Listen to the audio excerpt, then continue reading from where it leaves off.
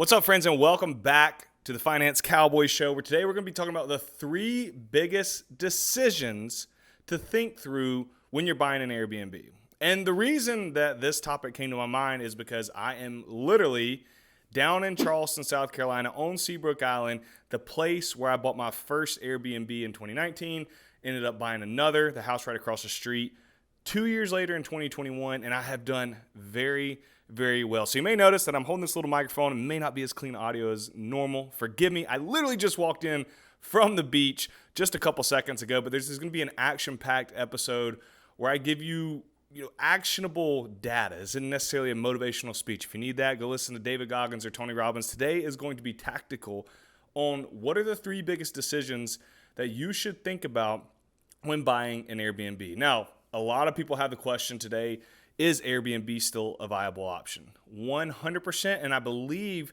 today, as I'm recording this, which is in May of 2024, and probably with over the next year or two, it's going to get potentially even better.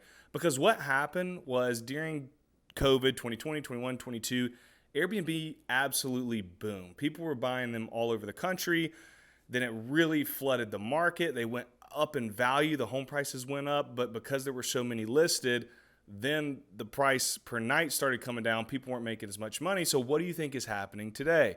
All those people who got into the game without any understanding of how to analyze a property, without knowing how to optimize, how they should choose it, the three biggest decisions that they're going to go through while choosing an Airbnb and making sure there's optimizing those. People weren't doing that. People were literally just saying, hey, I wanted a house in Charleston. I'm going to go buy it. I don't really care what it does. I'll just rent it out when I'm not there. Well, then next thing you know, these people are now stuck with a $5,000 a month mortgage, and they're like, holy crap, how do I cover this now? And now they're all selling them.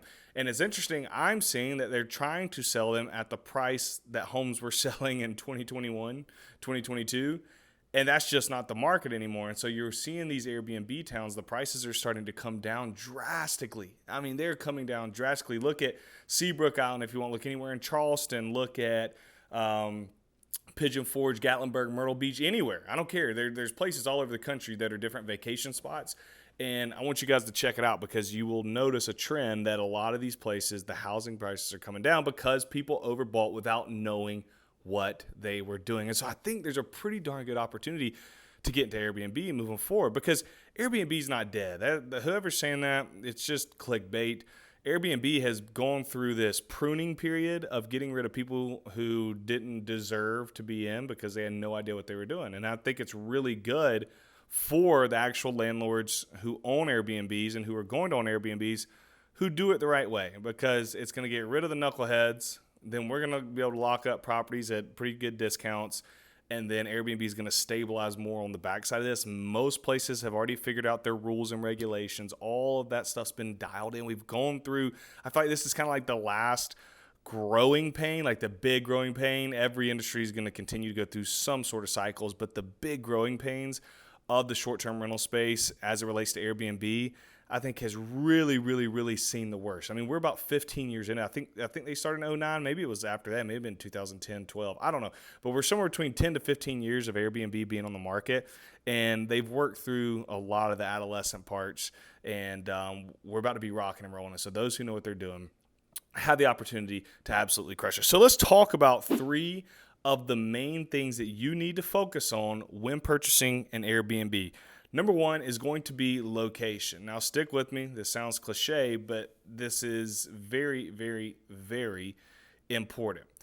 We don't want to buy in areas that are speculative. When I look at speculative areas, like, I'm going to try and ride this wave up, that's fine in some different forms of real estate investing. If we're doing an undervalued property in a B2C class neighborhood, and we're doing long-term rental. But when we're doing short-term rental, we want to buy in locations that have proven themselves over time. They have been a staple for the short-term rental business. That particular area has made its money off of short-term rental for years, whether it was through Airbnb or whether it's through hotels and whatever else. And that has a ton of upside. So let me give you an example of the place where my property is at. So you guys can look it up on a map. It'd be pretty cool for you to do. Good exercise. We bought on Seabrook Island. which is in Charleston County, South Carolina. So Seabrook Island, and let me make one more point, and we bought less than half a mile from the ocean, okay? So when I break that down in layman's terms, we bought a home that was less than half a mile from the ocean in a gated community in the town of Charleston, which is one of the top 10 tourist destinations in the world every single year. So how do you think that our risk looks in the long term? Do you think we're in a position to where, oh crap, all this could hit the fan, nobody's going to come visit here anymore, you did not buy right, that's not the best location? Or do you think we did a pretty darn good job of mitigating the risk of purchasing? Because a lot of people don't do that. They just go buy in an area they're interested in, or they saw on a post or somebody else talked about, without doing any deep diving into, okay, what are the bones of this area? I knew that Charleston is literally one of the top tourist spots in the entire world. We're not talking about just the U.S., in the entire world. And so if I could lock up a property here, I know that people aren't going to stop going to Charleston anytime soon. What do we know 100 years from now? I don't know. I won't be here, so I don't care. But for my lifetime, there is a very strong chance that people are going to continue coming to this place. Then we take it a step further. Not only do we buy in Charleston, but we buy on a beach in Charleston. What do people love to do in Charleston? It's either go to a beach or they want to go to downtown. That's pretty much the two things they do. Well, I'm not buying downtown. They got stricter rules and regulations for short-term rentals there. So how can I get on a beach and snag all the people who are going to do that while they're in town? Buy a house less than half a mile from the ocean that's in this beautiful different community, which brings me to the third point of this, is that we bought it in a gated island. So there's rules, regulations, HOAs, which there's a lot of downside to these. It's very expensive. For the HOA, there was a membership fee just to buy the house. I had to pay like $15,000 just to join the club. But on the good side, and then they're knuckleheads. It's a lot of old people down here, in the off season, and they kind of run the place and they're annoying. But on the upside, the grounds are beautiful. The amenities are immaculate. You got 2 championship golf courses. The beaches are fantastic. And so we really said, okay, the upside is we make a lot of money now through cash flow, which we'll talk about in a minute, and appreciation over time. The downside is the HOA could keep getting expensive over time. That's going to be annoying, but we feel as though our cash flow has a big enough buffer, and the appreciation that we're going to get over time is absolutely going to win for us. So, for example, we bought this first house in 2019 for $187,500. Today, it's worth $500,000, and so you're talking about, what is that, a 5-year span? This property has increased over $300,000 in value. What's that going to look like 5 years from now, 10 years from now, 15 years from now? And you look, and you could do a couple of these properties, and next thing you know, they've made you worth $2, $3, $4 million just off a couple of Airbnbs. So we're really, really bullish, and location has been huge for us. Second thing is design. What is this property going to look like? One of the reasons that a lot of people have struggled with Airbnb over the last couple of years is they didn't know what they were doing when they bought, and they did not make themselves stick out. And so they would buy this property, it'd be your standard whatever 3-bed, 2-bath in a vacation area and a short-term rental area, but it wasn't sticking out. Like, there was nothing to draw people's attention. When people are looking for vacation, they're usually looking for 2 things: really nice, something that catches their eye, or you got the other end of the spectrum, hey, I'm just trying to get the cheapest thing ever. And what happened is a lot of people got caught right there in the middle. And if you're not like high-end or larger home or themed or something that catches people's eye, and you're not the Walmart of the short-term rental industry, you're really hurting yourself. And that's where a lot of people you're seeing are in trouble today. And so you want to make sure that when you're buying these properties, you can, whether it's a property that stands out when you buy it, or it's something that you can put your own twist to and really play into whatever the theme of where you're buying the property is. So if we're buying down in Central Florida, how are we going to turn this thing into Disney somehow, some way? Star Wars, Pixar, Minions, whatever. How do we theme this house to where it's standing out and catching people's eye? If we're in Nashville, how are we hitting to the country music scene?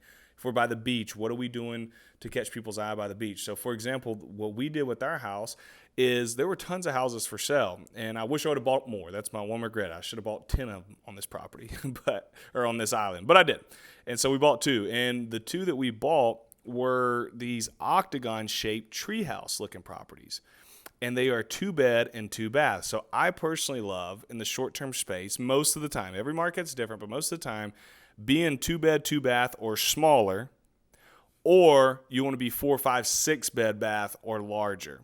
You get kind of hemmed up when you're in the middle there. So 2-bed, 2-bath, that's going to bring the couples, or that's going to bring the couples with a small child, or it's going to bring a smaller family that is going to come in, and they're going to be able to snag my property. But then it's also going to be cheaper than them having to do a 3-bed, 2-bath. So we kind of went on both. We got this design, this tree house that was very unique to the island, and it's literally 8 shapes, and it's sitting in the middle of these oak trees. And so that's our marketing, is beautiful tree house on gated island less than half a mile from the ocean. I think that's literally what our title says. It's no secret that if you're going to be successful in real estate investing, you have to be able to fund your deals. Whether you're doing the Burr method or whether you're fixing and flipping properties for a profit, you got to be able to get to the closing table with money, and you got to have money to rehab the property. And so I personally use backflip capital when I need money to get to the closing table and to rehab my properties. I'm in the middle of a flip right now, and I partner with Backflip. It has been the smoothest process of all time. I literally went on their app, applied for the loan. You get pre-approved in less than 48 hours. You can lock in funding in just a few seconds with the touch of a button. Funding takes less than 2 weeks. Hello, that gives you an advantage when you're making offers on properties. And I can't say enough about partnering with Backflip Capital. They're great folks with a fantastic product that everybody listening to this should check out for the next time you go to do a Burr deal or fix and flip property. So here's what I want you to do. Go down to the show notes of this show. I've put a link for Backflip Capital in those notes. All you have to do is click the link so that you can download their app and get your next deal funded with Backflip. And right then and there, we got to catch people's eye with the treehouse. And then it's like, okay, we want to dig in and look at it a little bit more. Well, then we themed it to be beachy. So we've got the pictures up, the couch, the colors, all that stuff. And then price is, we're very competitive on price because we're a smaller unit. And so we really dug in on how do we hit those 3? How do we catch them from the exterior and the name, the marketing? How do we follow through with the way the property looks? And whatever the third thing I was saying, I just drew a blank. But design is going to be huge. It is going to bring people to you. That's what separates the good or bad operators from the great ones. And the great ones are the only ones who are really going to be in this game a long time. We've been in it 5+ years, which is, we have proven time and time again that we can crush on the design space. And it's super important. So many people skip on this. They just want to buy and then list it and hope and pray. Guys, we're past that in Airbnb. You have to stand out. Buy in the right location and have the right design that's going to catch people's eye. And then the third thing we want to look at is cash flow. So we've got the location. We know that we're going to get hopefully appreciation over time while mitigating the downside risk because we bought in a good area. We got the design. We've got people catching people's eye. Now we need to say, okay, what is this property going to pay me per month? And I think people get into a lot of bit of trouble, because they don't really know how to analyze deals. And I talk to people all the time. It blows my mind that they think cash flow is how much rent you have coming in minus your mortgage. And that's the number they run. And they're like, oh man, this thing's going to cash flow $3,000 a month. That's not true. That is so far off. And then people get into these properties and they're like, holy crap, I don't have enough money to cover this payment. Well, yeah, you forgot so much stuff. We've got our mortgage, we've got our taxes, we've got our insurance, we've got our maintenance rates, which sit about 10%. We've got our property manager, which for short-term rental is going to be 15 to 25%. We've got our capital expenditures. We've got HOA. We've got water. We've got power. We've got trash. We've got landscape. We've got business fees. We got cleaning fees, right? The cleaners got to come in. And next thing you know, a property that somebody who had no idea what they were doing and analyzed, they thought it was going to cash flow $3,000 a month, is now costing them $1,500 a month. They had no idea. They just go through and buy this property. Or we see somebody who maybe they're not that ignorant when it comes to analyzing. They're just like, you know what? I don't really care as long as we can buy a property down here and somebody else can pay it off for us over time. That's fine. And that, I will say, guys, depending on where you're at financially, that's fine. That's an okay thing to do if you're in a very strong spot financially and you don't use all your capital on a deal that's going to lose you money. Because if you're losing money every month just to have a property down there that somebody else can pay off for you over time, you got to look at the numbers and say, does that make sense? Is that ROI, which is not, it's a negative ROI, but then we got to look and say, okay, Jaron, we're negative ROI on the cash flow. Well, what does that appreciation looks like over time? So what is our internal rate of return? Does it making up for it there? Well, maybe, right? Maybe, but how long is that going to take? And what could that capital that you deployed through a down payment and closing, plus all the capital you're losing every month through the lack of cash flow, what is that costing you? What's your opportunity cost? And so I'd be really, really careful buying just because you want to buy. We've always just wanted a place here. That is real close to entitlement. And you don't get to do that early on. You got to pay your dues. If you get later in your journey and you're wealthy, you're worth a couple $1 million, you got a bunch of cash, and you want to be like, okay, we've always wanted a place here. This is our home. We're just going to rent it on the side just to make some extra bucks, but we don't need to. That's a different story. But don't go doing that earlier on in your career, because what's going to happen is it's going to start eating into your monthly expenses, and it's going to catch up with you. Because you're going to have lifestyle creep in other places, and then you're going to have this darn payment that's $2,000 every month, and it's eating you up. And you're like, man, do I really want to be beach house, mountain house, second home poor? Because that's what ends up happening. You got $1,500, $2,000 plus mortgage on this second home, and that's eating out of other things that you could be doing. You could be traveling with that, going and seeing other places. And so be really, really cautious. Let's look for properties that cash flow. One of the benefits of Airbnb, along with the upside, because you're usually buying in good areas, is the opportunity for cash flow. So my properties cash flow $850 a month in the Airbnb space. Now we sold one of them. We got the one left here, $850 a month. That's after we get hammered with HOAs and all this other crap. That's after everything. I'm still getting $850 that goes into my account. And a lot of places, you don't even have the HOA and stuff. And I did the numbers on it one time. I'd be at about $1,400 a month, sometimes $1,500 if I didn't have to pay all the fees that I have to pay at this island. But I was okay with it because we liked the area and we felt so good about the location and the upside. But we're still cash flowing a lot of money, more than any of my long-term rentals. And so I'd encourage you, especially early on in your journey, focus in on making sure that you buy properties that cash flow and that you don't get caught up. We've always vacation here. I want to get me a house. Just rent a house there. Go buy another one in a different location that makes you money. You're in this game to make money. So get your emotions out of the way. It's going to keep you from becoming wealthy, and you're going to have to work longer. You're delaying financial freedom. Every time you make a stupid decision to where you buy something that's costing you, you're delaying financial freedom. And if your stupid decision is buying an Airbnb that breaks even or loses a couple bucks a month, that's not the worst decision in the world compared to what a lot of people do. So I got to give you some kudos there. There's worse decisions you can make, but you guys hear me. Let's buy properties that are in good locations. Let's dominate on the design and stick out, and let's make sure the property cash flows. And if you guys are in a position to where you're like, bro, I want to start buying real estate, I'm ready to go. I'm not sure what to do. I'm real busy. I'm not necessarily handy. I don't really know how to start. Whatever the case may be, let me help you. There's a link down below. You can set up a call with our team, and we'd love to chat with you through it, see where you're at, and help point you in the right direction to see where you should go. And if anybody on here is struggling with a spouse or a partner getting on board in the real estate game, totally get it. My wife and I put together a video where we talked through our journey, and it would be super helpful for you and yours to sit down and listen to together so that you guys can get on the same page and use our story as inspiration to achieve your goals as a team. Thank you guys for joining today, and I will see you next week.